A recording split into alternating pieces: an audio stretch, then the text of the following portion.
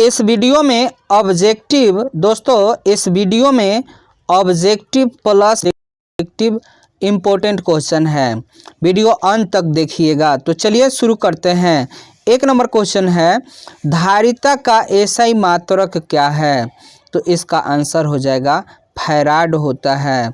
अगला क्वेश्चन जो है किसी संधारित्र में धारिता किस पर निर्भर करती है? तो इसका आंसर हो जाएगा डी पर, यानी इसका आंसर डी हो जाएगा। सभी पर निर्भर करती है, प्लेट के क्षेत्रफल, प्लेट के बीच की दूरी पर और माध्यम के गुणनांक पर, यानी इसका आंसर डी हो गया। अगला क्वेश्चन जो है, एक फैराडे को किस में व्यक्त किया जाता है? तो इसका आंसर हो जाएगा ए, सी बराबर क्यू बटा भी, इसमें व्यक्त किया जाता है। अगला क्वेश्चन जो है, स्थिर विद्युत जनित्र का क्या कार्य है? कार्य क्या है, ठीक है ना? तो इसका आंसर हो जाएगा ए, स्थिर विद्युत उत्पन्न करना। जनरेटर का काम आप जानबे करते हैं, विद्युत धारा उत्पन्न करेगा। चलिए अगला क्वेश्चन जो है प्लेट संधारित्र की धारिता बढ़ाने का सबसे आसान तरीका क्या है? तो इसका आंसर हो जाएगा डी, प्लेट की बीच की दूरी घटाना होगा, प्लेट के क्षेत्रफल को बढ़ाना होगा, माध्यम का अपवर्तनांक बढ़ाना होगा। चलिए अगला क्वेश्चन है, धारिता का सूत्र क्या होता है? तो इसका आंसर हो जाएगा सी बराबर क्यू बाई भी होता है। अगला क्वेश्चन जो है, विद्युत क्षेत्र की इकाई क्या है? तो विद्युत क्षेत्र की इकाई दोस्तों वोल्ट प्रति मीटर होता है, भी बटा एम होता है। चलिए अगला क्वेश्चन जो है संधारित्र में ऊर्जा का सूत्र क्या है? तो इसका आंसर हो जाएगा 8 का आंसर हो जाएगा ए। चलिए अगला क्वेश्चन जो है विद्युत धारिता का व्युत्क्रम किसमें उपयोग होता है? विद्युत धारिता का व्युत्क्रम किसमें उपयोग होता है? तो इसका आंसर हो जाएगा परिपथों में विद्युत भंडारण में। अगला क्वेश्चन जो है, स्थिर विद्युत जनित्र का उदाहरण कौन सा है? तो इसका आंसर हो जाएगा ए, वान डी ग्राफ जनित्र होता है। अगला क्वेश्चन जो है, वान डी ग्राफ जनित्र किस सिद्धांत पर आधारित है? तो इसका आंसर हो जाएगा स्थिर विद्युत आवेश का संचय पर, इसका आंसर हो जाएगा सी। चलिए अगला क्वेश्चन जो है संधारित्र के प्लेट के बीच कौन सा माध्यम अधिक धारिता उत्पन्न करती है? तो 12 का आंसर हो जाएगा डी, माइलार, ये जो है धारिता उत्पन्न करती है। अगला क्वेश्चन जो है, समांतर संधारित्र में कुल धारिता कैसे ज्ञात की जाती है? तो 13 का आंसर हो जाएगा, इसका आंसर हो जाएगा ए। चलिए अगला क्वेश्चन जो है, संधारित्र के लिए प्लेट के बीच कौन सी मात्रा उल्टी होती है? तो इसका आंसर हो जाएगा दूरी। चलिए अगला क्वेश्चन जो है, वान डी ग्राफ जनित्र की विशेषता क्या है? तो इसका आंसर हो जाएगा उच्च आवेश संचय करना, उच्च जो है आवेश संचय करना। अगला क्वेश्चन जो है, संधारित्र को किस प्रकार विभाजित किया जा सकता है? तो इसका आंसर हो जाएगा श्रृंखला और समांतर में। अगला क्वेश्चन जो है, स्थिर विद्युत में आवेश कौन सा नियम मानते हैं? तो इसका आंसर हो जाएगा गाउस का नियम मानते हैं। अगला क्वेश्चन जो है, स्थिर विद्युत में कुल आवेश क्या होता है? तो इसका आंसर हो जाएगा सी, अपरिवर्तित रहते हैं। अगला क्वेश्चन जो है, संधारित्र का मुख्य कार्य क्या है? तो 19 का आंसर हो जाएगा ऊर्जा का भंडारण करना। अगला क्वेश्चन जो है, संधारित्र किस पर निर्भर नहीं करता है? तो इसका आंसर हो जाएगा डी, प्लेटों की मोटाई पर। अगला क्वेश्चन जो है, संधारित्र की धारिता बढ़ाने के लिए कौन सा माध्यम सही है? तो इसका आंसर हो जाएगा सी, डाइलेक्ट्रिक माध्यम सही है। अगला क्वेश्चन जो है, स्थिर विद्युत जनित्र में आवेश कहाँ संग्रहित होता है? तो इसका आंसर हो जाएगा ए, प्लेटों में। अगला क्वेश्चन जो है, वान डी ग्राफ जनित्र का मुख्य उपयोग क्या है? तो इसका आंसर हो जाएगा उच्च वोल्टेज उत्पन्न करना। अगला क्वेश्चन जो है, धारिता का डाइलेक्ट्रिक पदार्थ से क्या संबंध है? तो इसका आंसर हो जाएगा ए, डाइलेक्ट्रिक पदार्थ धारिता को बढ़ा देता है।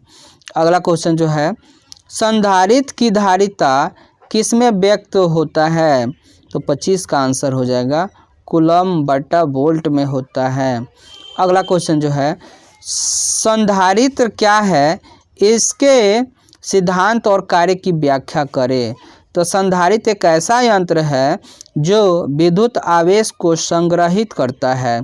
इसमें दो चालक प्लेट होते हैं जो परावैद्युत माध्यम द्वारा अलग होती है, पृथक होते हैं।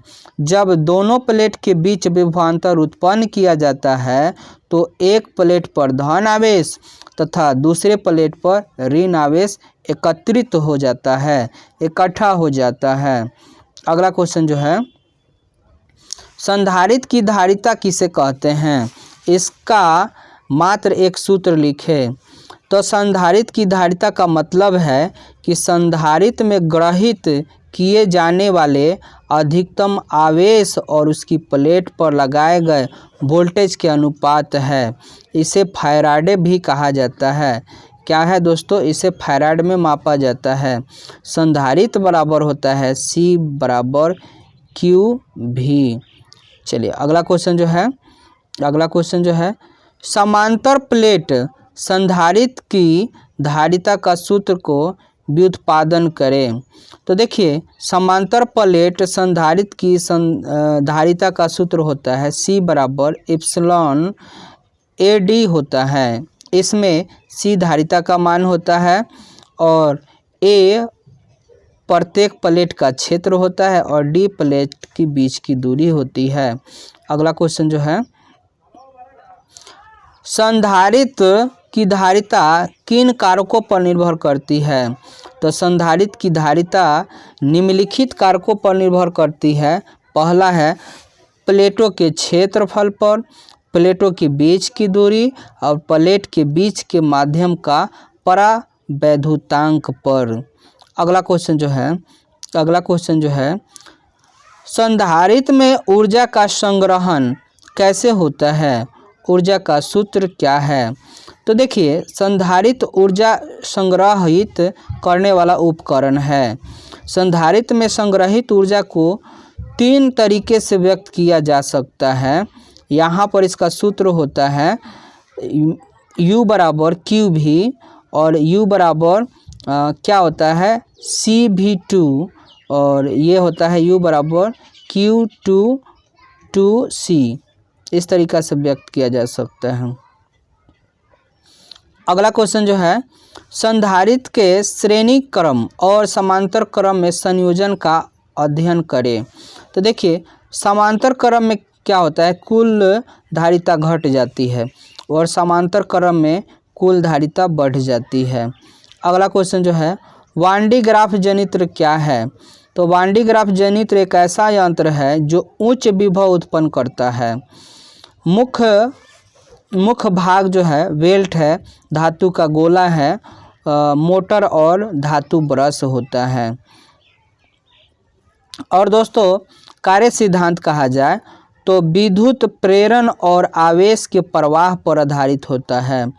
बेल्ट लगातार आवेश को धातु के गोले पर ले जाता है जिससे गोले पर उच्च विभव उत्पन्न हो जाता है। अगला क्वेश्चन जो है, वान डी ग्राफ जनित्र में बेल्ट की भूमिका क्या है? तो वान डी ग्राफ जनित्र में बेल्ट एक माध्यम के रूप में कार्य करती है जो आवेश को धातु के गोले तक पहुंचाती है और यह बेल्ट आमतौर पर रबर या प्लास्टिक की बनी होती है। अगला क्वेश्चन जो है, वान डी ग्राफ जनित्र का उपयोग कहाँ किया जाता है? तो वान डी ग्राफ जनित्र का उपयोग निम्नलिखित कार्यों में किया जाता है। पहला जो है, परमाणु प्रयोग में उच्च विभव उत्पन्न करने के लिए, और दूसरा है कण त्वरित करने के लिए, और तीसरा है स्थिर विद्युत परीक्षण के लिए। अगला क्वेश्चन जो है, परावैद्युत पदार्थों का संधारित्र की धारिता पर क्या प्रभाव पड़ती है? तो परावैद्युत पदार्थ की संधारित्र की धारिता को बढ़ा देती है। परावैद्युतांक के जुड़ने से धारिता का सूत्र होता है। चलिए अगला क्वेश्चन जो है, गॉस के नियम का उपयोग करके संधारित्र के विद्युत क्षेत्र की व्याख्या करें। तो गॉस के नियम बताता है कि बंद पृष्ठ से होकर गुजरने वाली विद्युत फ्लक्स का योग संलग्न आवेश के बराबर होता है।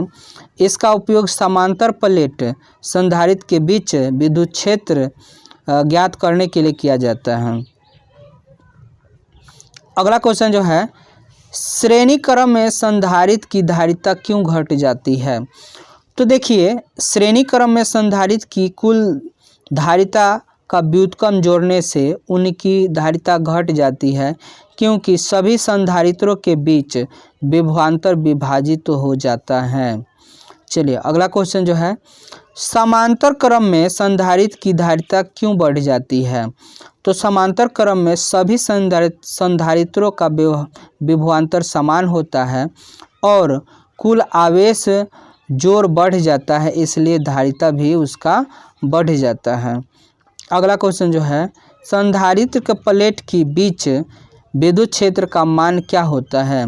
तो उसका आंसर होता है E बराबर V/D, जहाँ विभवांतर भी है और प्लेट की दूरी D है। प्लेट के यहाँ विभवांतर भी है। चलिए अगला क्वेश्चन जो है, परावैद्युत पदार्थ के गुण क्या है? तो इनमें विद्युत धारा प्रवाहित नहीं किया जा सकता है। परावैद्युत पदार्थ का मतलब होता है कुचालक पदार्थ, यानी अचालक कह सकते हैं। यह विद्युत क्षेत्र को कमज़ोर कर देता है और इसका परावैद्युतांक 1 से हमेशा अधिक होता है। अगला क्वेश्चन जो है, स्थिर विद्युत जनित्र का महत्व क्या है? तो स्थिर विद्युत जनित्र उच्च विभव उत्पन्न करता है, जो कण त्वरक और परमाणु प्रयोग में उपयोग किया जाता है। चलिए अगला क्वेश्चन जो है, संधारित्र में परावैद्युत लगाने पर ऊर्जा का क्या प्रभाव पड़ता है? तो परावैद्युत लगाने से धारिता बढ़ जाती है और संधारित्र में संचित ऊर्जा भी बढ़ जाती है। अगला क्वेश्चन जो है, विद्युत विभव किसे कहते हैं? तो किसी बिंदु पर विद्युत विभव वह कार्य है जो इकाई धन आवेश को अनंत से उस बिंदु तक लाने में किया जाता है। यानी हम कह सकते हो कि अनंत से आवेश को किसी बिंदु तक लाने में जो कार्य करना पड़ता है उसको विद्युत विभव कहते हैं। अगला क्वेश्चन जो है, स्थिर विद्युत जनित्र में ऊर्जा का स्रोत क्या है? तो ऊर्जा का स्रोत यांत्रिक कार्य है जो बेल्ट को घुमाने के लिए किया जाता है। अगला क्वेश्चन जो है, संधारित्र का उपयोग क्या है? तो देखिए, संधारित्र का उपयोग निम्न है। पहला जो है, विद्युत ऊर्जा के भंडारण में, फिल्टर सर्किट में, रेडियो और टीवी ट्यूनिंग में और कण त्वरकों में।